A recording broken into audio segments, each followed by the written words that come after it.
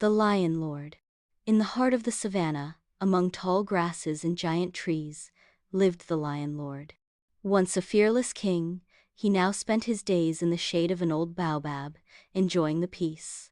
He was old, with blunt fangs and blunt claws, but he still retained the spark of royalty in his eyes.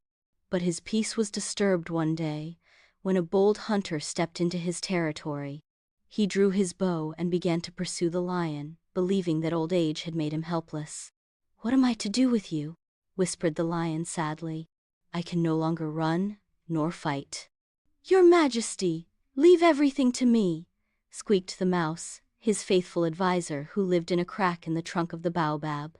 The lion raised an eyebrow, incredulous. "You? A mouse? How to scare a hunter?" "Trust me," said the mouse, curtsying. He crept through the vines and branches, found a microphone and two huge megaphones that the animals had collected from the things lost by tourists. He turned to the lion and carefully mounted them, directing them towards the forest.